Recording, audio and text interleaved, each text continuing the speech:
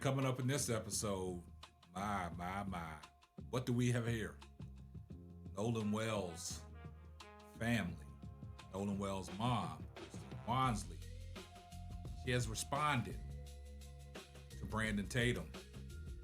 Now we know Brandon Tatum has been throwing his jabs, throwing his shots toward the family because the family chose Benjamin Crump, Reverend Al Sharpton, and Pastor Jamal Bryant to stand beside them on trying to find answers in the death surrounding around their son, Nolan Wells.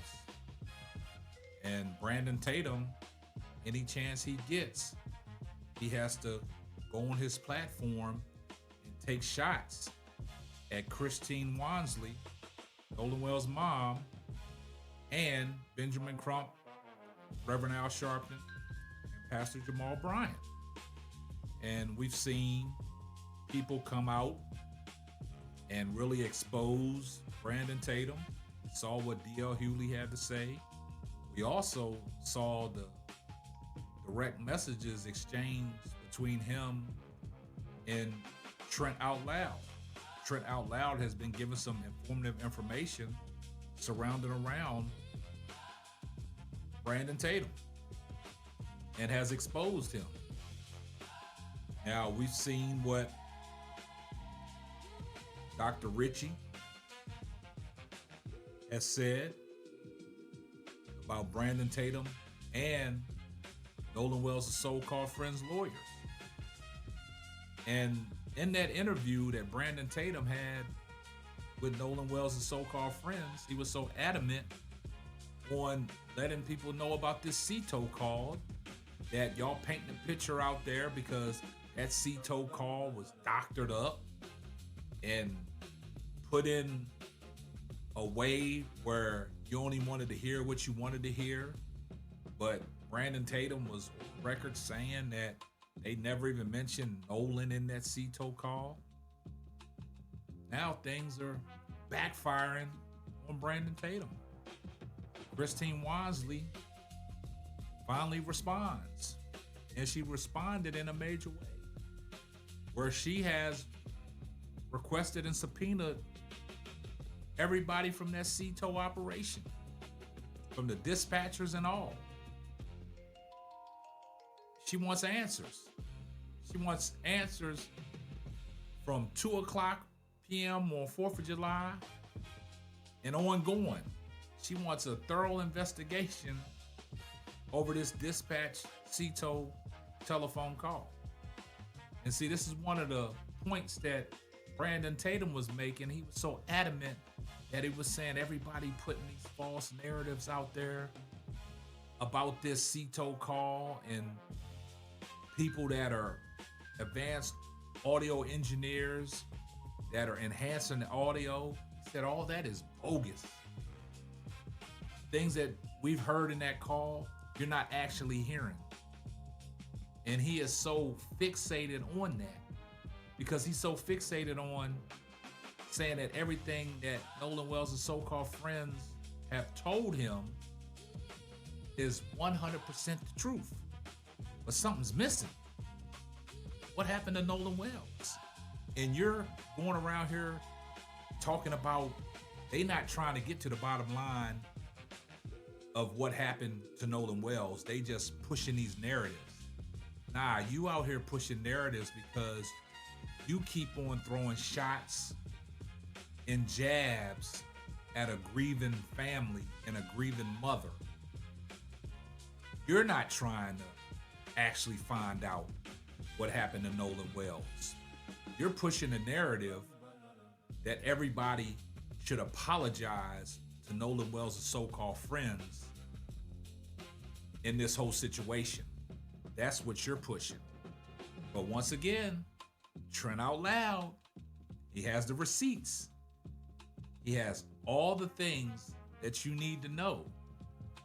And before we listen to what Trent Out Loud said, because he exposed Brandon Tatum once again, like I said, things are backfiring on Brandon Tatum. But before we listen to what Trent Out Loud had to say. Y'all do me a favor. Please like, comment, subscribe on the video. And I will say this. Nolan Wells' mother, she is trying to find exactly what happened to her son, because if she didn't, she wouldn't be doing her due diligence. Then Brandon Tatum says something about the phone. But Trent Out Loud exposed that too, because there was records that they sent documentation over on July 15th, then followed it up once again on August 16th about the two groups getting together, looking at Nolan Wells' phone records and his phone together. So it wouldn't be no funny business. So let's get off into what Trent Out Loud had to say about the subpoena. Nolan Wells' parents are still digging for answers, and now they are going straight after the marine towing companies his friends called on the day that Nolan disappeared. Insiders have obtained 2 new subpoenas filed on Thursday. I love it, the day right after Nolan's birthday. And 2 subpoenas filed on Thursday on behalf of Nolan's estate. One for Ceto Services International and the other for Ward Marine Services, which operates as Ceto South Mississippi. For Ceto, Nolan's parents basically want everything connected to the July 4th incident from 2 p.m. to 6 p.m., including calls, recordings, dispatch recordings, and documents showing who handled the response. Yeah, Vicky, we want everything that Vicky said. She spoke to the captain, everything. As you can tell, I'm very excited by this. I just love everything that these two are doing. But let me continue. They also asked for Ceto's training materials and writing procedures for handling reports of boats taking on water or sinking. Now, read between the lines. If a boat's sinking, shouldn't you go out there? Should you listen to grandfathers that are making secret calls to captains saying, no, you don't need to go out. You don't need to go out to save them. Like, what? Is that part of the training manual? When somebody calls and says, yeah, we're sinking. Can you come and help us, please? Do you go out and help them? And when they say, excuse me, how many people on board? I don't know how many people on board. How many people are breathing on board? When you hear these weird things from people, do you just go out anyways? Or do you just hang up and say, nah, we're not gonna go, we're not gonna bother because their grandpa says not to go out? Oh, the Ward Marine subpoena goes even deeper. Nolan's parents want all calls tied to the incident, including dispatch calls and communications between the captain. Let me just read that part again. They want all calls tied to the incident, including dispatch calls and communication between the captain, i.e., we want to know what the grandpa, why it's grandpa, or was it Warren's grandpa? Listen, I want to know what everybody on that boat, all the white boys' grandpa, I want to know what all of their grandpas were doing and who they called. That's just me. They want all the calls to local crews and people connected to the boat. There's no S on this, but I want it to be every single boat. All the 4 boats, not the 3. Remember, there's like this suspect 4. I want everything. Nolan's parents also want all other communication about the incident and records showing whether any of them changed or ended Ceto's response. Exactly. What's going on with this response? Why didn't you guys go out there? Why didn't the Coast Guard go out? Now, let's not forget something.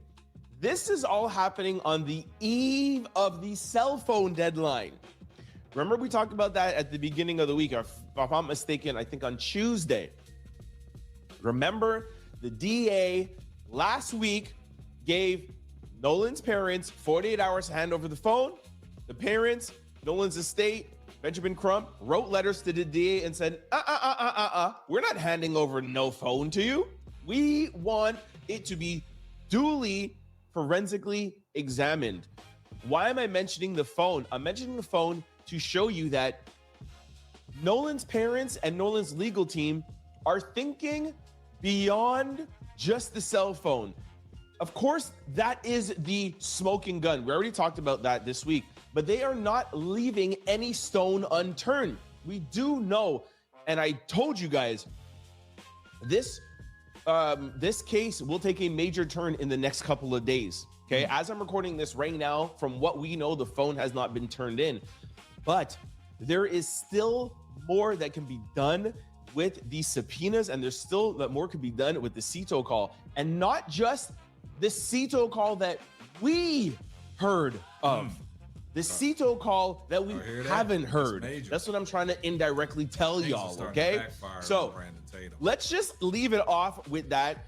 You may hear over the weekend, and you may hear next week some other calls come around. I told y'all, we are only getting started. Cell phone, next big thing, more CETO phone calls, Ward Marine phone calls. We are at the precipice of this case. It's close to 40 or 45 days. I told you last week, this is just the beginning. There's so much more that you guys don't know about. I know a little bit more than y'all that I can't say right now, but it's about to go crazy. Now, you heard what Trent Out Loud had to say, man. So based off of everything that he said and what Nolan Wells' mom is doing, like I said, everything that Brandon Tatum did from the start, he rushed to judgment, he jumped the gun, and just believing, certain things that have been said to him, but you're not believing Nolan Wells' mom, and you keep on attacking her online and making a mockery out of this. Things are backfiring right in front of your face. Everything that you jumped out there to start is starting to crumble, and people are seeing right through you. And that's why people are giving you a hard time, and that's why people are going at you. That's why Tesla Figaro wants to debate you, surrounding around this tragedy of Nolan Wells. But it's a lot of things out online that Brandon Tatum himself is pushing out there. Just go look at the latest videos he's doing. He's digging at Christine Wansley. He's taking shots at her, basically making fun of a grieving parent in this tragedy. The gig is up, man. They on to you, man. And things are starting to backfire. Things are starting to backfire for Brandon Tatum, man. Y'all do me a favor. Get down in the comments section. I see everyone in the comment section, #salute. Make sure you like, comment, and subscribe, and turn on your post notifications so you will know every time I drop a hot banger. Oh yeah, just in case I forgot, tell a friend to tell a friend. It might not be for you, but it might be for them. And that will wrap up another episode of the Simply Ball Dropping Podcast. I'm your host and the man behind the mic, K-Sap. Catch you on the next one. Deuces.